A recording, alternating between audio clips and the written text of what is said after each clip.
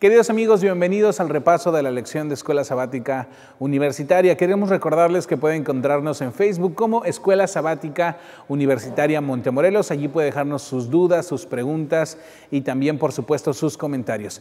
En esta semana vamos a hablar acerca de las deudas como una decisión que tenemos que tomar todos los días. Es una decisión que va desde lo espiritual hasta lo material. ¿Cómo podemos salir de esas deudas? ¿Cuáles pueden ser también algunos de los recursos que nosotros podemos utilizar, como lo es el ahorro, como lo es también la inversión?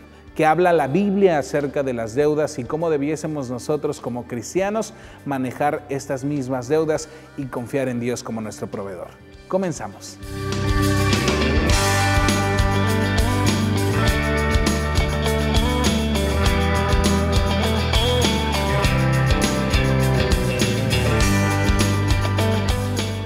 Gracias por continuar con nosotros. Vamos a empezar este repaso de la lección, pero me gustaría, antes que queridos amigos pudieran presentarse con la audiencia para que tengamos una mejor interacción. Empezamos de este lado, por favor. Claro que sí, mi nombre es Samuel Antonio Gil Rodríguez, estudio teología y vengo de la ciudad de Puebla. Gracias, Tony. Te vamos a decir Tony de cariño en esta ocasión.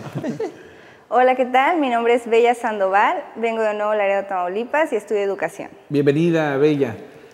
Mi nombre es Joshua López Padilla, yo vengo de la ciudad de Tuxtla Gutiérrez, en Chiapas, y estudio la carrera de teología también en tercer año. Muy bien, tenemos ahora sí bastante representación de todos lados del país. ¿Y qué les parece si comenzamos el repaso de esta lección con una oración? Bellita, me gustaría que pudieras orar, por favor. Claro que sí, oremos. Padre nuestro que estás en los cielos, santificado sea tu nombre. Ahora queremos pedirte que vayamos a estudiar tu lección, te pedimos que ilumines nuestras mentes, podamos hablar acerca de ello conforme a tu voluntad y ayúdanos a poder hacerlo correctamente. En el nombre de Cristo Jesús, amén. Amén. Bueno, las deudas, una decisión diaria. Algún economista dijo alguna vez que las deudas es parte de nuestro sistema económico y que si no hay una persona con deuda en este mundo, entonces no es parte del sistema de este mundo. Y creo que probablemente pueda tener razón en el aspecto que casi todos en algún momento hemos tenido alguna deuda, ¿no?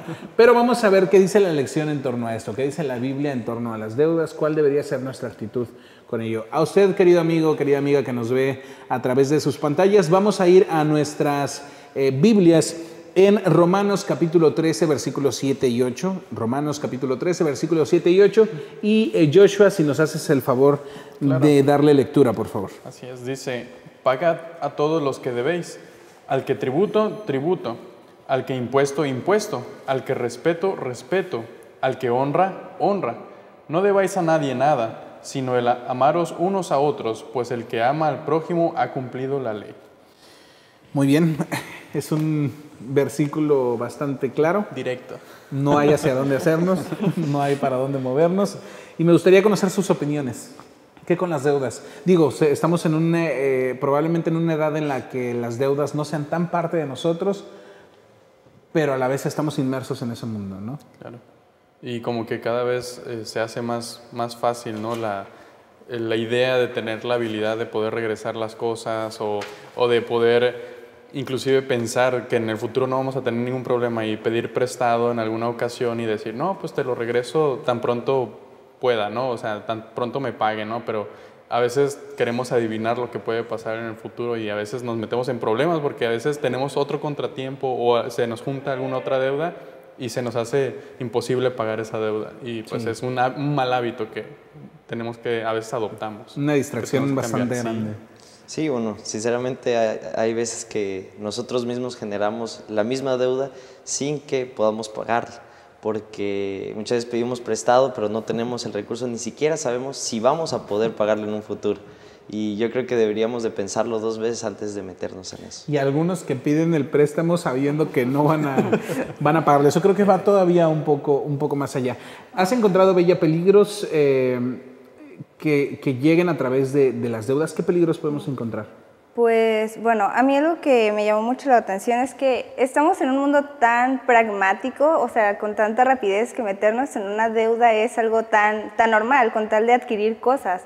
Los problemas que nosotros tenemos a veces no les podemos tomar tanta importancia, pero realmente puede influir hasta nuestra vida espiritual, nuestra relación directa con Dios como de las demás personas. Si tú le debes a una persona, pues ahora hasta vergüenza te va a dar de hablarle, o sea, porque tú sabes en tu consciente que le debes. Esa es una realidad. Vean lo que dice Segunda de Reyes, capítulo 6, versículo 5, si me ayudas a leerlo, Tony. Y a usted que está en casa también, por favor, busque Segunda de Reyes, capítulo 6, versículo 5. Es una historia bastante conocida, una historia en la que seguramente todos nos hemos detenido más de una vez a pensar. Eliseo y la casa de los profetas tenían la necesidad de hacer un espacio más amplio, una casa más grande donde habitar, y hubo una situación en especial. Claro, Segunda de Reyes, capítulo 6, versículo 5 dice: y aconteció que mientras uno derribaba un árbol, se le cayó el hacha en el agua, y gritó diciendo: ah, Señor mío, era prestada. Ah, Señor mío, Y era prestada. Eso me recuerda una ocasión cuando estaba trabajando para recaudar fondos para mi escuela. Mi mamá me acompañó ese verano y uno de los medios de transporte que yo usaba era un automóvil prestado del hermano donde me quedaba a vivir. Mi mamá me decía: úsalo nada más para lo que lo tengas que usar. Si te lo prestaron, utilízalo nada más para el trabajo, porque si algo llegara a suceder con eso, pues todo lo que estás recaudando para la escuela, pues se va a tener que ir derechito a lo que posiblemente pierdas, ¿no? Y ni siquiera te pertenezca, ¿no? Entonces a veces uno se queda, y es prestado, ¿no? Y si lo pierdes, pues va a ser la misma exclamación: ay, y era prestado, ¿no? Entonces yo creo que ese es un problema, ¿no?, en el que nos metemos a veces. Y ahora lo complicado que puede resultar esto por lo siguiente: un hacha de hierro que cae en un río. Entonces prácticamente era insolventable el asunto, no había manera de rescatarlo. Un peso sobre el agua y se va al fondo, ¿no? Y puede que en nuestras vidas también suceda lo mismo con muchas de estas deudas, de los préstamos, de gastos que hacemos, de dinero que no tenemos, que sobrelevamos nuestro tope de lo que realmente podemos gastar. ¿Cómo podemos evitar esos peligros espirituales cuando una persona se endeuda demasiado? Yo creo que es parte de una buena administración, ¿no? Si uno tiene una buena administración de lo que tenemos, yo creo que podemos evitarnos muchos problemas, porque como dice aquí, era prestado. Si nosotros pedimos prestados porque no lo tenemos, o tal vez ni siquiera tenemos la posibilidad de devolverlo, en cuestión de dinero, ¿no?, devolverlo en un futuro. Y es por eso que es cuestión de administración y de saber y estar consciente de lo que tienes y cómo lo puedes administrar tú en tu vida. ¿Qué otros peligros espirituales podemos encontrar en relación a los préstamos y a los gastos excesivos que superan nuestro tope? Considero que a veces cuando tenemos la opción de pedir préstamos, inclusive llegamos a desconfiar de Dios, de lo que Dios nos provee, de lo que Dios nos puede dar. Y cuando nosotros tenemos la opción de pedir préstamos, pues a veces nos olvidamos de decir: ¿sabes qué, Dios? Tengo esta necesidad, pues necesito que me ayudes, o necesito pues a lo mejor alguna oportunidad de trabajo para que yo me pueda esforzar y con tu ayuda pues obtener alguna meta, ¿no?, algún propósito. Y a veces con los préstamos es una opción rápida y que a veces ni tomamos a Dios en cuenta. Inclusive a veces llegamos a presumir la capacidad de poder devolver algo que pues a veces, como decíamos hace un momento, ni siquiera estamos seguros si podemos devolverlos. O sea, tratamos de adivinar el futuro cuando la Biblia dice que nadie sabe el futuro, y a veces nosotros nos olvidamos de eso, y pues sobre todo de pedir a Dios que nos pueda proveer, ¿no? Nos olvidamos de Dios como el proveedor. Y es interesante porque también Deuteronomio 28, 43 al 45 nos menciona que los préstamos pueden llegar a ser una maldición en nuestras vidas. ¿Cuánta gente no hemos llegado a conocer? Con el mal hábito. Sí, y que se endeuda hasta que llega un momento en el que termina quitándose la vida porque no pudo con ese peso, ¿no? Y es que es fácil porque, por ejemplo, vas con una persona, ¿no?, te presta y pues te quedas endeudado, no hay problema. Pides con otra persona, te endeudas y no hay problema, otra persona. O sea, vas cerrando tu círculo de amistades, la confianza de las personas, hasta que en algún momento ya no tienes de quién apoyarte. Puede llegar a hacerse un hábito, ¿no? Un muy mal hábito de pedir aquí, allá y allá. Dentro de la historia, si vemos nuestra historia dentro del materialismo histórico, podemos darnos cuenta que la cuestión de endeudamiento no es algo que acaba de salir, sino desde nuestros antepasados, que empezó, no sé, con el trueque, con ese tipo de cosas.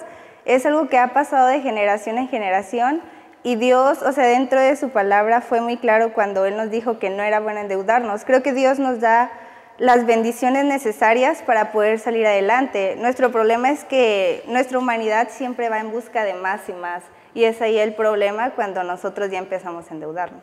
Sí, esa es una cuestión bien interesante, ¿no? Cómo el pecado mismo se sujeta de cosas que a lo mejor nosotros consideramos, no creo que haya ningún mal en pedir dinero prestado, pero si lo vemos en un trasfondo más amplio vamos a poder notar precisamente esto, ¿no? Que es otra de las formas en las que el diablo te sujeta y no te va a soltar. Así es. ¿Y qué les parece lo siguiente? La mayordomía y la gratificación instantánea. ¿Qué es la gratificación instantánea, Joshua? Es como recibir algo sin hacerle algún esfuerzo, ¿no? Como te decía, tenemos la opción de pedir un préstamo y obtenemos algo rápidamente, sin tener algún tipo de esfuerzo, sin tener algún tipo de trabajo para obtener eso. Es como algo inmediato, ¿no? Que nosotros podemos recibir. Y pues a veces, pues lo que fácil llega, fácil se va. Y pues cuando uno pide préstamos rápido, lo que piensa es pues gastarlo. ¿Hay Tony, alguna historia bíblica que tú puedas recordar sobre alguien que recibió gratificación instantánea, que intercambió algo y dijo, con tal de recibir esto, voy? Pues probablemente te suene Esaú. claro, ¿no? Que sí, así es con la primogenitura, ¿no? Que con cuestión de adquirir un plato de lentejas simplemente cambió y menospreció lo que es la primogenitura. Algo instantáneo que él recibió porque tenía necesidades instantáneas, que era el hambre, consiguió más fácil y pensó que sería más fácil cambiar su primogenitura, algo que él pensaba que no era tan importante en ese preciso momento. En ese preciso momento. Bella, ¿encuentras alguna relación entre la mayordomía y esta parte de la gratificación instantánea? ¿Cómo podría funcionar? Pues creo que regresamos otra vez a las bendiciones que Dios nos da. Dios nos da para que nosotros también podamos dar al prójimo. Es mejor dar que recibir. Dentro de las bendiciones que nosotros tenemos, creo que es bueno, o más bien es adecuado que nosotros también compartamos las bendiciones que Dios nos da. ¿Hay algún contraste, Joshua, entre la historia de Esaú, la parte de la mayordomía? ¿Alguna historia que nos diga lo contrario? Sí, y precisamente el contraste entre la gratificación instantánea y la mayordomía es la falta de buena administración y la falta de visión, porque la Biblia menciona también la situación de Jesús mientras fue tentado. Satanás tentó a Jesús, pues ofreciéndole algo instantáneo, ¿no? Si tú me adoras, si tú te inclinas ante mí, si tú realizas este milagro, mira, rápido vas a ver resultados. O sea, y Jesús sabía que tenía algo que administrar y tenía un propósito. Y la Biblia menciona que el propósito era que para que nosotros también pudiéramos ser coherederos junto con Él. Entonces, la mayordomía consiste en la buena administración y en la visión. Si Dios nos da algo y si Dios nos pide que nosotros trabajemos para obtener algo, pues yo creo que es necesario tener la visión, ¿no? Hay que esforzarse junto con Dios para pues, poder obtener algo, algún resultado, ¿no? Y pues tener la visión. Así es. ¿Qué les parece si vamos a una breve pausa? A usted que nos acompaña en sus hogares, queremos hacerle una pregunta en específico. ¿De qué manera la mayordomía puede ayudarnos a vivir dentro de nuestras posibilidades? Vamos a una pausa y regresamos.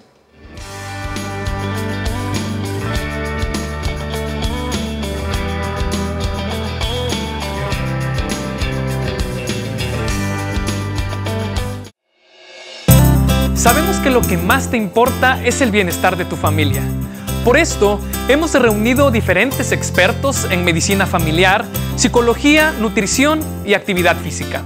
En cada capítulo nos resolverán dudas y nos darán recomendaciones para tener un estilo de vida saludable. Porque la felicidad y la salud de la familia no se improvisan. Aprende con nosotros en Saber Vivir.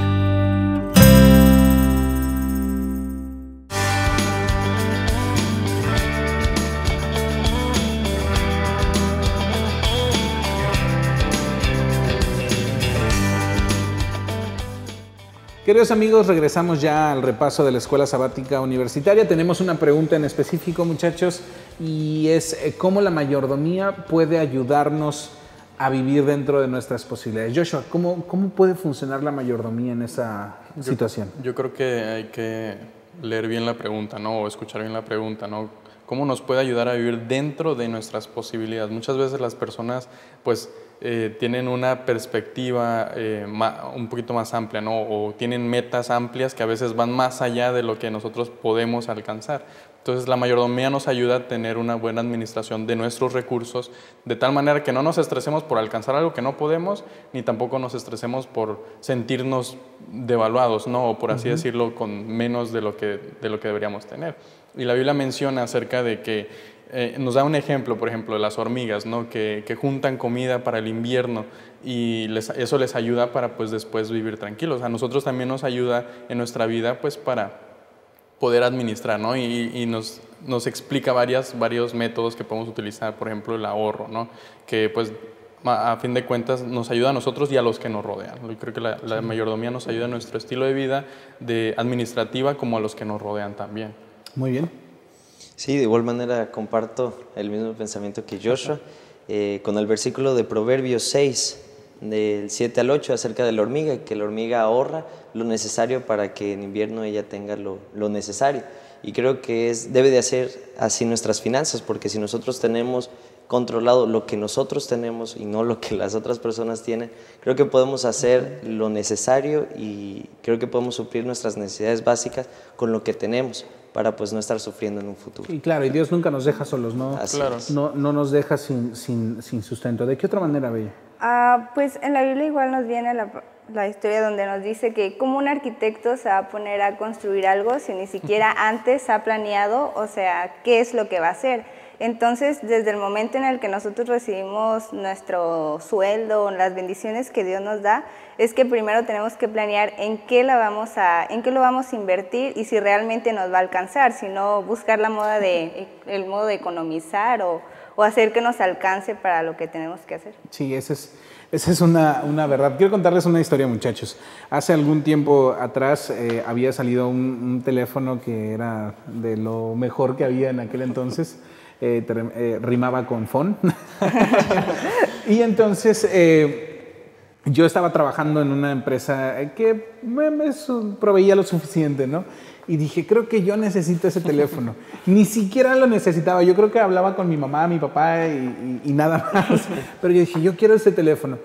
Y recuerdo que fui a comprar el teléfono y lo tuve y sí, muy bonito y tal. Y a los 2 días de haber comprado el teléfono lo tenía yo aquí en la pierna.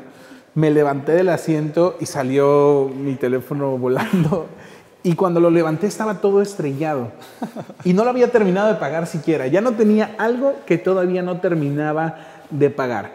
Y es impresionante cómo muchas veces nos endeudamos con cosas que no necesitamos por el simple hecho de tener una especie de estatus. ¿Me explico? De ser alguien o ser reconocidos por la sociedad solo por el simple hecho de tener. Hay algunas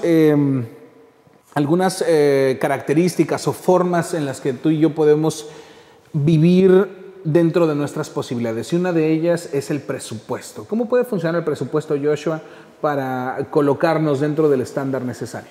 El presupuesto es, pues, más que nada anticipar, ¿no? Los gastos que necesitas hacer. A mí me gusta mucho, bueno, una experiencia reciente es cuando mi papá y mi mamá nos sentó en la mesa, mi hermano y a mí, y nos dijeron, ¿saben qué? Quiero que vean cómo nosotros hemos administrado el dinero de la casa durante años, ¿no? A lo mejor no nos hemos sentado con ustedes y pues cuando estábamos chiquitos nada más escuchamos, ¿hay dinero? No hay dinero. Pero nos sentó y nos dijo, miren, así administramos el dinero. Y entonces dividió, ¿no? Esto es para la luz, esto es para la renta, esto es para la escuela. Y separó una parte para mi hermano y para mí. Dentro de ese presupuesto también venían los diezmos, las ofrendas. Y me gustaba mucho una sección que era la sección de imprevistos. De que si había algún accidente, alguna necesidad que no estaba planeada, pues tener ese presupuesto ahí. Y hay otra frase, un eslogan que a mí me gusta mucho, lo dice mucho, me lo cuenta mucho mi novia cuando su papá le dice cuando quiere comprar algo, dice, ¿lo quieres o lo necesitas? Yo creo que esa pregunta debería ser fundamental para nuestros presupuestos. ¿Lo quieres o lo necesitas? Yo creo que son 2 cosas básicas que debemos tener. Y eso me recuerda cuando nosotros oramos. Cuando nosotros oramos muchas veces pedimos cosas que pues a veces no sabemos o sentimos que necesitamos, pero realmente Dios contesta de anticipado lo que necesitamos. Yo creo que eso es algo magnífico que nos ayuda para hacer nuestros presupuestos. Ahora, no es malo tener nuestros gustos, como decimos comúnmente, ¿no?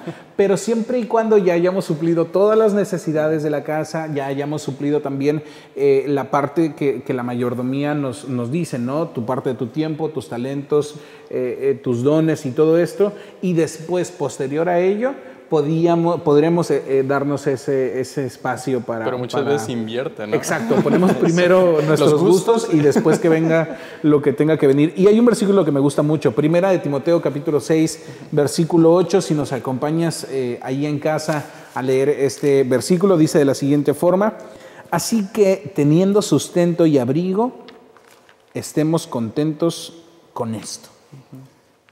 Con que tengamos sustento y abrigo. Dios nos otorga eso y yo creo que esa es parte de lo que debiésemos entender, que Dios nos da lo necesario para vivir sin que nos falte, ni tampoco tanto que nos olvidemos que Él es quien nos da. Más o menos a eso me refería cuando decía que muchas veces las personas tienen expectativas muy grandes, pero a veces no se ponen a pensar, ¿no? Ok, ¿tengo lo suficiente para alcanzar esa expectativa o realmente me voy a quedar corto, ¿no? Y a veces se invierte mucho en la expectativa y a veces no se llega. Entonces, pues ir tranquilos, ¿no? Ir contentos con lo que uno tiene, pero pues obviamente tratando de alcanzar esa meta, ese objetivo. Así es. Bella, me gustaría que nos ayudaras a leer Deuteronomio 28:12. Ahí en casa, si pueden buscarlo también. Libro de Deuteronomio, capítulo 28, versículo 12. Vamos a hablar acerca de la parte quizá más compleja de esta lección de esta semana, que es acerca de las deudas. Dice, te abrirá Jehová un buen tesoro, el cielo, para enviar la lluvia de tu tierra en su tiempo, y para bendecir toda obra de tus manos, y prestarás a muchas naciones, y tú no pedirás prestado. Wow. Es un mandato de Dios. No es que lo dijo el pastor de la iglesia, no lo dijimos aquí en el repaso de la lección. Es un mandato de Dios, no pedirás prestado. Y no pedirás prestado no porque el simple hecho de pedir prestado sea malo, sino la parte anterior de este versículo nos dice, yo soy el que va a suplir tus necesidades. ¿Qué tan malo podría ser pedir prestado para un cristiano, Tony? Pues yo creo que primeramente tiene que ver con fidelidad, ¿no?